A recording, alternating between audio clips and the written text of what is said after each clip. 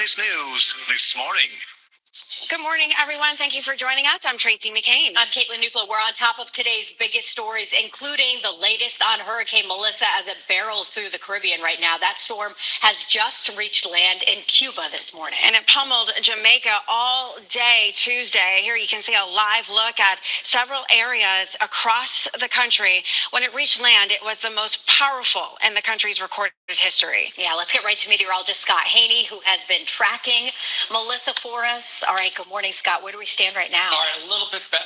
I mean, semantics. It's a little bit better. We're talking about winds at 115 miles an hour as opposed to the 185 it moved through Jamaica yesterday. Pressure has climbed to 960 millibars, and it's picked up its forward speed at 12 miles an hour. So it's going to be done and through Cuba in about 12 hours from now. And then you're going to notice it climbs close to Bermuda. I think it's going to go to the west of Bermuda as a Cat 1. So keep a good thought for those folks. They don't need a hurricane there either. Even though it's a Cat 1, it's still a strong force. First alert live radar, the only live radar in Connecticut scanning dry. The roads are dry. Your visibility is good. The temperatures are up from where we were yesterday. We're in the mid to upper 40s, but we do turn our attention to tomorrow. It is a first alert weather day. Tomorrow afternoon, tomorrow night for heavy rain, gusty winds. That's going to have an impact on the commute and any pre-Halloween trick-or-treating trunk events that are taking place tomorrow night. They look wet. And I'm going to have your extended outlook coming up in just a bit. But in the meantime, Kate, we'll send it to you. All right. Thanks, Scott. Good morning, everyone. Let's take you out, give you a look across the state here. Approaching 6:33, live look, Route 72 in Plainville. This is an area we see a lot of daytime construction, which will pick up shortly here. Same in Berlin along Route 9. A lot of daytime construction expected there. Here in West Hartford on 84 and in Meriden along 91. The 91, 691, Route 15 interchange. Lots of construction expected there throughout the daytime as well. Right now, though, only one area of construction. It's in Waterbury. Your drive times all looking pretty good as well as you're getting ready to hit the road. Let's quick check at your Connecticut Chevy First Alert traffic report driven by your Connecticut Chevy dealers. All right, Kate, thanks. It's 6:33 now, and we want to get back to that breaking news that we're following for you this morning. Hurricane Melissa has now reached land in Cuba. This is some video showing one of the largest cities in that country just hours before the storm reached the island. You can see that strong wind and rain, and really that's the main concern here because all that intense rain could cause catastrophic flooding and landslides. We're getting a look at the destruction left behind in Jamaica, and right now we're learning cleanup will be slow and it could take months. Yeah, the storm brought strong wind, major flooding to the island, leaving some areas completely underwater. Take a look at some of this new video here from the western part of the country.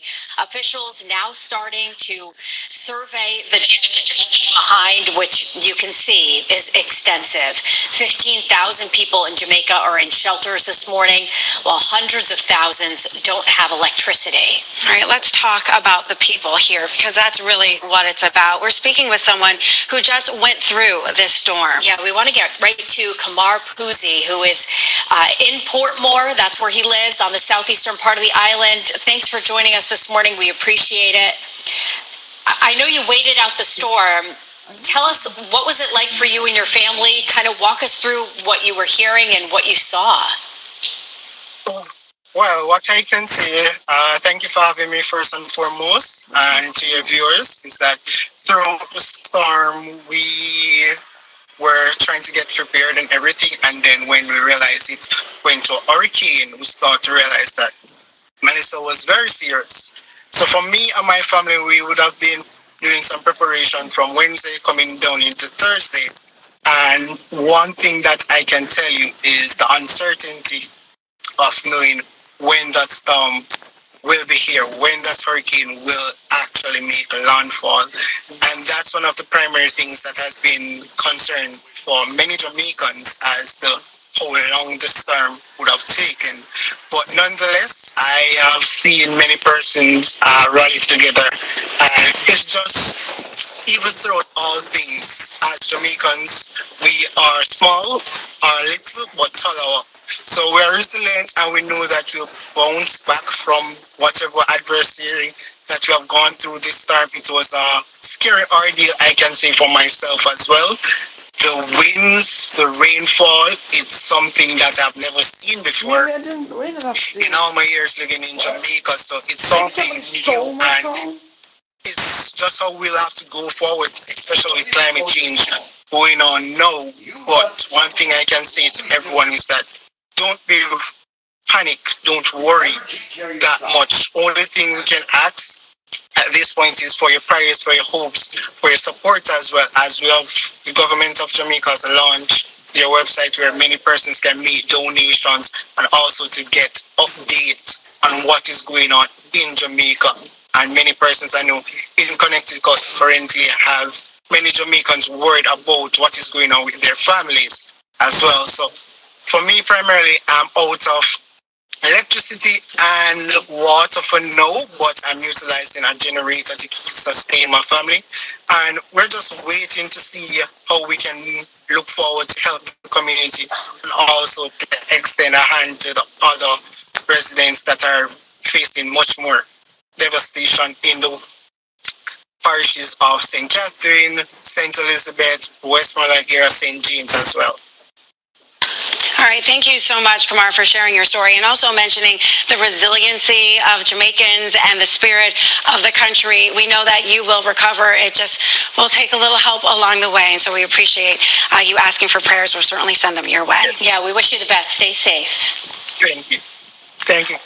All right, we want to get an update here this morning as we're getting an inside look at the apartment where police say Jacqueline Torres Garcia was murdered last year.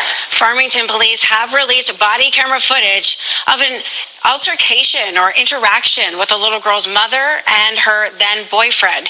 Your reporter Taylor Knight is live outside the Farmington police station with a look at that video, and this is pretty disturbing, Taylor. It really is. We've learned that the Farmington Police Department was called to the family's apartment on Wellington Drive 4 times. All of those calls were for noise complaints, but officers were able to interact with that family only once. This is body cam video from December 29th of last year. 2 Farmington police officers responded to a noise complaint at the apartment where Jacqueline's mother, Carla Garcia, and her then boyfriend, Jonathan Nanita, lived. Carla answers the door. Then the 2 officers ask if they can come inside. Nanita is seen holding the couple's daughter. In the brief interaction, one officer asked the couple about other children inside the home. This is Shirley. Daughter, you guys got he's on 1. Well, he just turned, so I'm sorry. Keep you guys busy. Oh, yeah. But Nanita and Garcia failed to mention Garcia's other 2 children, including Jacqueline, whose body they believe was in the home at the time. Nanita and Garcia have been charged with murder, and Jacqueline's aunt has been charged with child cruelty. Your reporter in Farmington, Taylor Knight, Channel 3 Eyewitness News. Taylor, thank you. And we have another huge development in this case. We want to warn you here, this is very disturbing. The arrest warrants in connection to the death of Jacqueline Torres Garcia are now unsealed, and it's really revealing what happened in the weeks leading to her death. We've learned her mother says she didn't speak to her, didn't feed her, and even restrained her. The mother also admitted that she and her boyfriend blamed each other for the girl's death. We have the full warrants on WFSB.com, which you can see anytime. All right, just about 6:40 now, and state leaders right now are scrambling to help the hundreds of thousands of people here in Connecticut that could lose their federal food assistance benefits in just a few days. Yeah, its clock is ticking here. Your reporter Roger Zusanin is live in Hartford, breaking down the scope of the problem and why no real solution is in sight. Good morning. Good morning, ladies. And one of the reasons why this situation is so unsettling is that we all likely know people, families that are impacted by this situation. Listen to this. About 360,000 people in our state are in line to lose their SNAP benefits this weekend. And about 1/3 of those people are children. Now, this morning, we are live outside the Attorney General's office. Right now, he is suing the Trump administration for failing to fund SNAP benefits, but that process will take time, and right now we know time is one thing that is very limited. And we've already seen the lines growing at food pantries as the SNAP program will stop being funded this Saturday because of the government shutdown. The timing is dangerous because right now, Connecticut food pantries are already helping 27,000 more people compared with this time last year. Earlier this week, Governor Ned Lamont pledged $3 million in state funding to Connecticut Food Share, which will go towards stocking the shelves at food pantries. But that is only a Band-Aid, as that amount of cash will only last a few weeks at best. Keep in mind, Connecticut normally receives $72 million a month in SNAP benefits from the federal government. So the pressure will really only be alleviated if and when the government shutdown ends. And right now, there is no deal in sight. Now, when you break down the numbers, about 10% of the state's population right now uses SNAP benefits. Now, so what that means going forward is that certainly many friends, neighbors, and family members, perhaps people that you know, could be impacted. If you'd like to help, the best way to do it is to send cash to your local food pantry.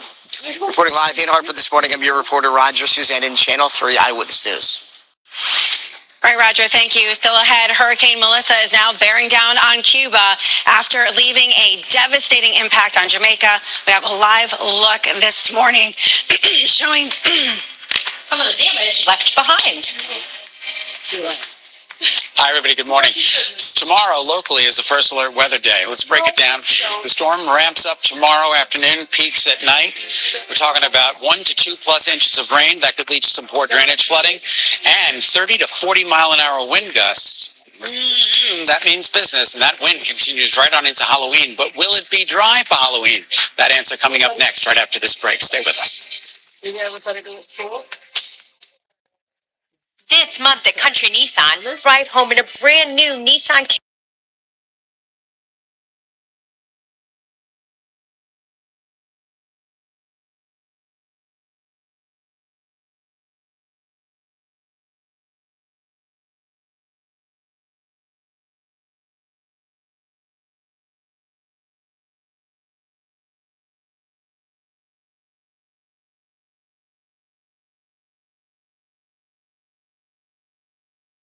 Thing to have always in your car, of course, but then also a tow chain or a rope, blanket, a first aid kit, all things that are good to have in your car during the winter season. Now, a lot of this is common sense, but you know, when it comes to driving on the roads, especially when we are dealing with some slick conditions, you're going to want to make sure you're taking it slow and also cleaning off your car of all of the snow. It is the law, after all, because it does pose a threat to other drivers on the road if we've got blowing snow or ice chunks coming off of the car. So making sure that the car is completely cleared off before you hit the road, including the roof. Also making sure that we're not using cruise control too, because you know, we want to be in full control of the vehicle while we're on the road in any possible slick conditions. And then of course, leaving extra distance between you and the car in front of you. Now, freezing rain can usually lead to a lot of black ice on roads, which makes it just an ice skating rink. So you're going to want to make sure you're taking it slowly, especially on the roads as they're getting treated. So we could be looking at black ice occasionally at times. Usually bridges will also freeze first because they're not over a ground that has any captured heat in it. So the bridges will end up freezing before any of the actual roads. And then if you do lose traction, you're going to want to try to steer into the skid and don't hit the brakes too, because that will end up making you lose more control of the vehicle. Now, this upcoming winter, we are expecting the northern plains to trend a little bit colder than normal. Meanwhile, the deep south is going to have higher chances of trending warmer than normal. Here in New England, it looks like we kind of have almost equal chances of being colder or wetter than normal, or colder or drier than normal, I should say. But we do have a slight lean towards maybe a milder winter. We'll have to wait and see temperature-wise. And then in terms of our precip, it looks like the northern plains, once again, and the Pacific Northwest have higher chances of trending wetter than normal. But we have equal chances of being drier or wetter here in New England. We do have a La Nina pattern setting up for this one. James Thomas Lynch. No, you're not listening. You're not paying attention. You're not helping. No. You know what? It's gone. I'm throwing it away. Fucking shit. I swear to God, you're done. I'm throwing everything away. I hate you right now. You're done. No more swimming. So it's time to play Hometown Scramble. And we are going to continue with our Halloween theme, with Halloween being this Friday. And we are doing Halloween songs now this time. And believe it or not, there are Halloween songs. There are a few of them, not as many as Christmas carols or anything like that. But we do have some Halloween songs. And that is what is our theme for today. No, there's a Halloween song. There are. First one, Hot to Go. I love that Halloween song. Hot to Go, right? Monster Mash. That's your guess for the first one?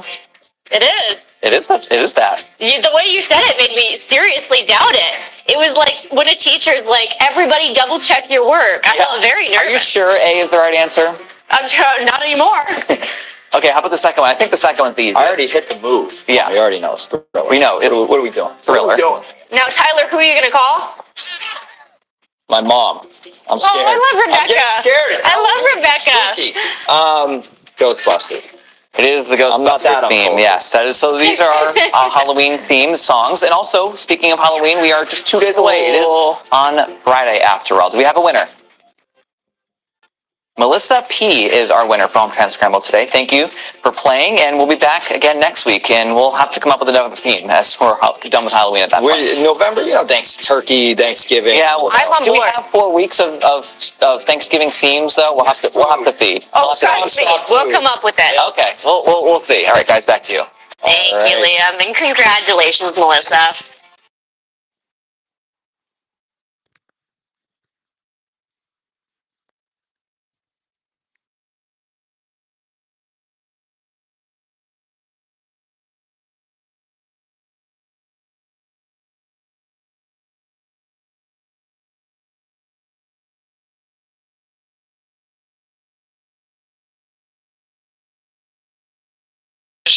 Out the door you go to fairly comfortable temperatures this morning compared to where we were 24 hours ago.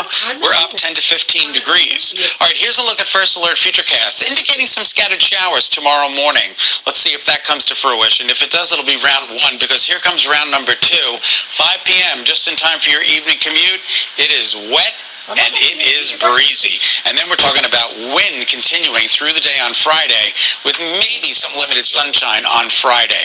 Your forecast for today calls for temperatures only in the upper 40s in northwest and northeast Connecticut, low 50s elsewhere.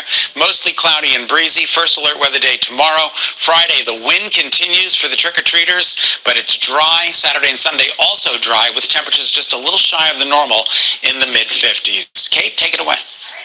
Good morning, everyone. Heading out the door right now. We're off to a really nice start here for your Wednesday morning. We've cleared all of that overnight construction. Right now, we're not dealing with any crashes or major incidents. Traffic volume still moving along. No issues out there. Live look in Windsor, right on the Windsor Locks line by the Bradley Connector on 91 here in Berlin along Route 9. That's a stretch that we see some daytime construction, as is here in Meriden along 91, right by the 691 Route 15 interchange. But right now, it's free and clear. A live look outside in Tolland on 84, right by Cider Mill Road. Things are nice and quiet. Still dark out there. So just make sure that you're planning ahead as you are getting ready to hit the road heading to work or bringing the kids to school or the bus stop. Normal delays building through Hartford and down through Fairfield County on 95 southbound. Let's quick check at your Connecticut Chevy First Alert traffic report driven by your Connecticut Chevy dealers. All right, there are just a few days left to cast your ballot early in this year's local elections. These are the races for positions including mayor, school board, and town council. And they really decide the positions of the roads, taxes, and things moving forward. If you're not registered to vote, you can still register in person. Early voting runs through Sunday, and election day is next Tuesday. Yeah, you might want to look up a sample ballot for your town or city just so you know exactly what you're voting for. In addition to electing people, several towns have important referendums that will be up for a vote as well. So we'll break a couple down for you here. In Middletown, you can help decide how the city will use funding for infrastructure and sewer upgrades. In Glastonbury, voters will determine if large artificial turf fields are allowed. And in Manchester, you can decide if the town will become a city. Remember, voter turnout is typically lower in these types of elections, meaning your ballot counts for more. All right, a big win for UConn's men's basketball. The Huskies, I should say Michigan State, sorry. Oh, I just wanted to correct myself. They won this game 76-69.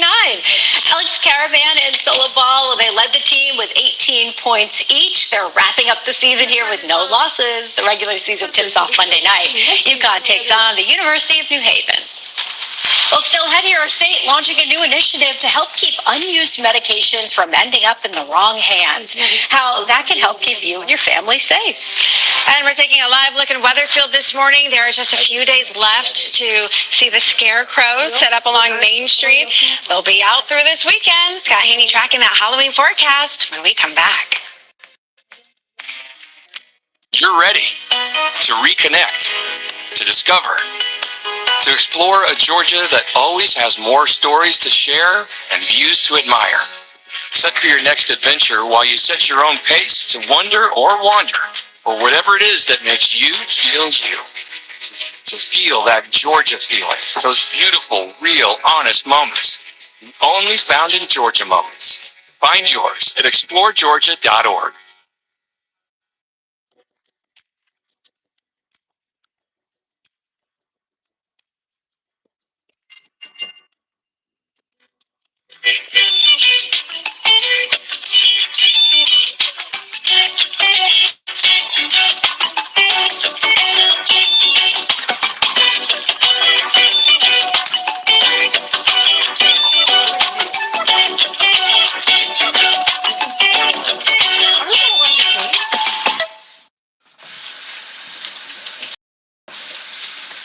Wash your face.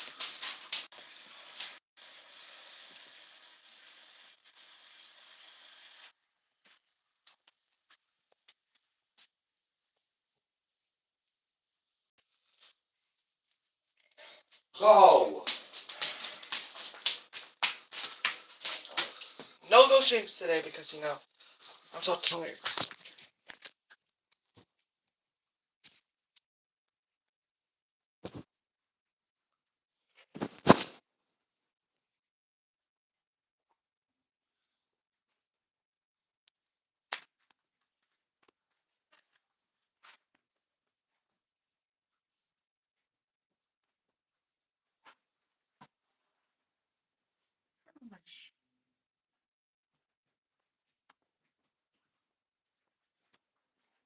Daddy, what? Can you help me do the others?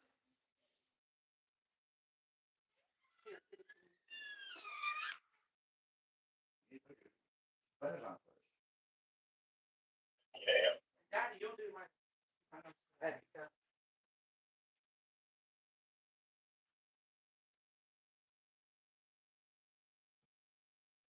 Okay. That's good. It's nice.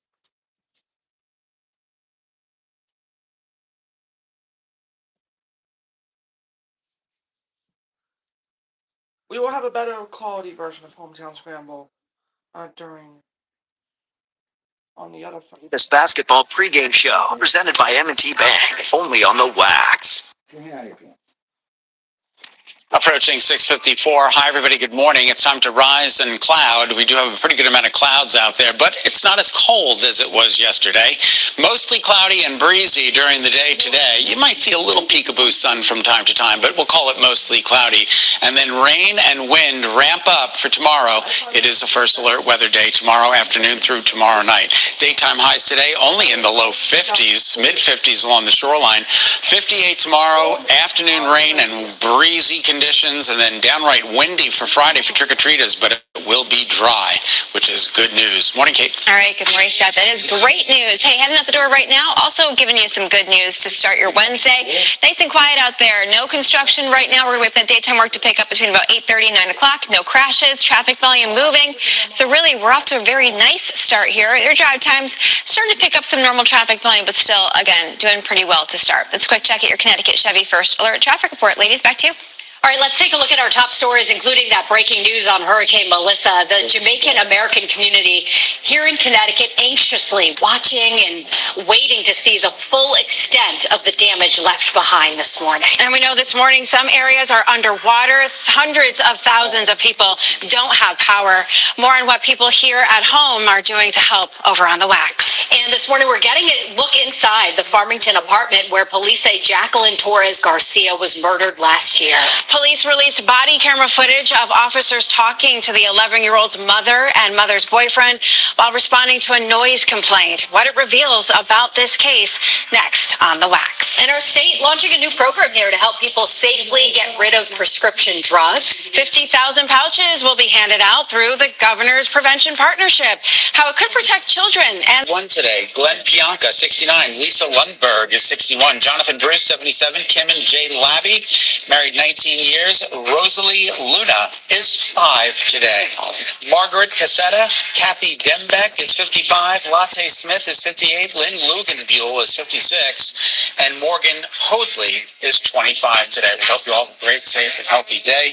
The news has been particularly rough this morning, so we want to thank you for joining us here on Channel 3 Eyewitness News, and we hope we provided a little bit of levity for you. Absolutely. And Melissa's still turning in Cuba right now. Yeah, they're in the thick of it right now. 115-mile-an-hour winds sustained with higher gusts. The pressure has come up to 960 millibars, which, it's still bad, but it's not as bad as it was yesterday. Yeah, okay. And it is the forward speed has picked up too. It's now moving northeast at about 12 miles an hour. So you can see just the devastation. This is Jamaica. These poor people. They're going to be cleaning up for months. Yeah, and as they're waking up this morning, they're just getting now a clearer picture of exactly what was left behind in the storm. You can see buildings, they're just leveled. Absolutely heartbreaking. And there are ways that you can help from here at home. We'll tell you all about that coming up on The Wax. Jill Gilardi is up next with the forecast. Stay with us.